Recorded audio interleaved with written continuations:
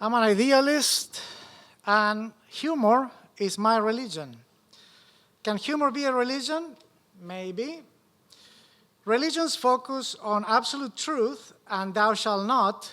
Humor focuses on maybe and why not. I like humor because it leads to breakthrough. Humor, for me, is a design, it's an attitude. It's not just telling jokes. It's a mental operation that allows us to design solutions contrasting what is with what can be. What challenge could you have right now that could be improved because you focus on humor? Eduardo de Bono, my mentor, taught me that we can analyze the past, but we must design the future because otherwise someone else will do it for us. But to do so, we need to improve our creative thinking skills, and we can do that through humor. I didn't have a TV until I was 14 years old, and that did wonders for my imagination. So now when I help big performers design their visions, I tell them, make them big. Since we become what we believe, why not make them big? So my favorite trigger for them is, picture this, and the rest is about connecting the dots. Humor, it's also a big help to snap out of the negative, obviously, but when we develop it as a habit, it leads to resiliency, to bounce back. For example, instead of TV news, I prefer to watch stand-up comedy at night, so my subconscious at night gives me constructive ideas on how to operate.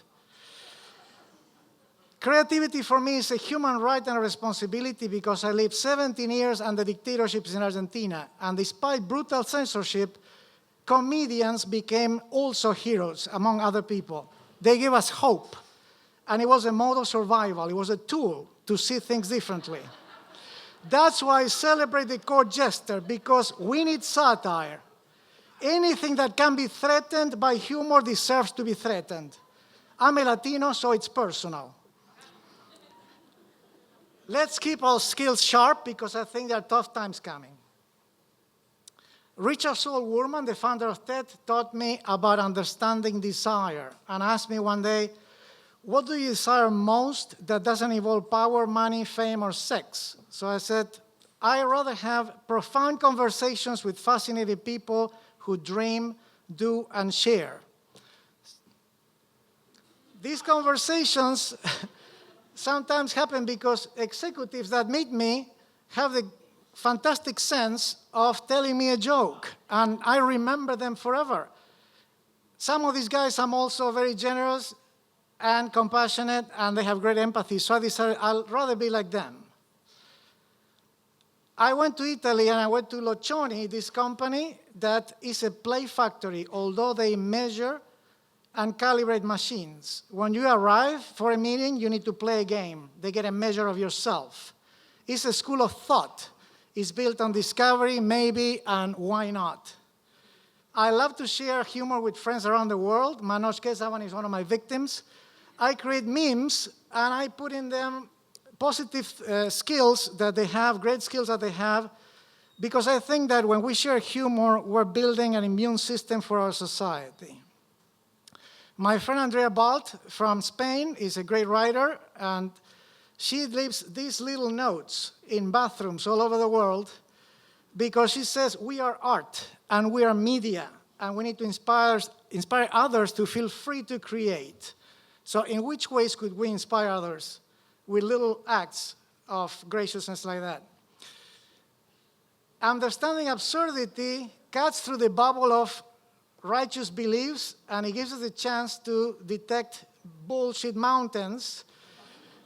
And we need to calibrate our sensors by asking, when we sense bullshit, what's weird, scary, rigid, stupid about this, and confront it.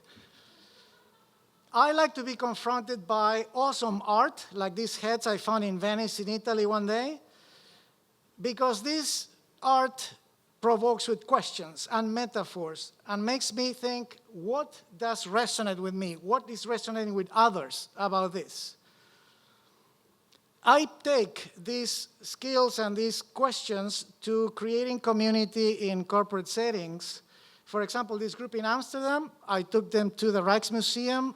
They had dinner in front of Rembrandt's, and then they created music in an impromptu jazz session with musicians that came up. Sometimes executives lose their sense of fulfillment and meaning, so I take them to cook pasta in Italy, and I cut my pasta in horrible ways, like Picasso on speed. And then I ask them, in which ways can we be more creative and be fulfilled, just to start the conversation. When I work with teams, I realize that humor is a tremendous tool. The great teams that I work with, they thrive on positive energy and diversity, and they understand the I, the we, and the it of their job. They answer the question, how do we need to be better together? Sometimes I feel like man on wire when I take creative risks, but then I remember Philippe Petit's words. I knew I could die, but I could not live with myself if I didn't do it. That should be enough. So what can I do differently with my skills? That's the question. Well, do epic shit. Every peak performer I know has the ultimate expectation of success. They say, I will until. They love the challenge, they love other mistakes, and they aim for the extraordinary. So as a humor monk, I leave you with this. Act as if you already are what you want. And remember, the glass is neither half empty nor half full. The glass is full and a half. Thank you.